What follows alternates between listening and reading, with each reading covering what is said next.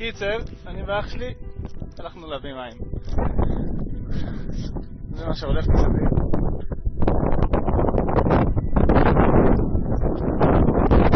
המשטרה. אני יכול להיות שנתקעו. יש לנו עוד איזה 2 שעה להגיע למים. נראה מה הולך. ביום רגיל ללכת עד לשם זה בערך 5 דקות, אבל עכשיו זה ייקח קצת יותר.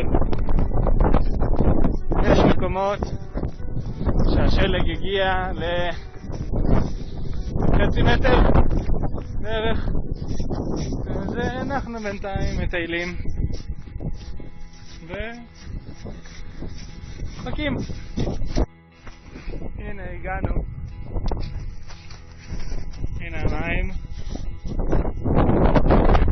שמה מרחק אפשר לראות מישהו לא חכם, גם יש לו 4x4, לא צריך לעלות, עכשיו הוא צריך לחזור הכל ברוורס. אנחנו ממלאים מים כמו שנות ה-50.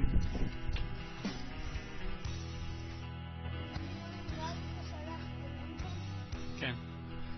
עכשיו זה החלק הכי קשה, העלייה. אני כוח לעשות את זה, יאללה בא.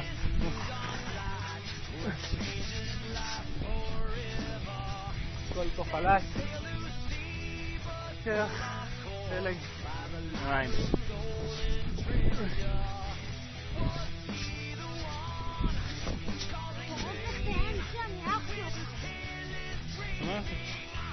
מה? גם שמעו אותך עכשיו.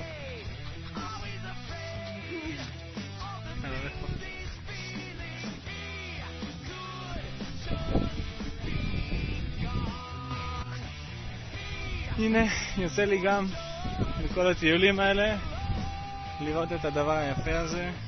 זה עיר הבירה שלנו, נוסע בשלג, וכן, לגור במקום הזה, גם אם אנשים קוראים לו התנחלות, זה פריבילגיה.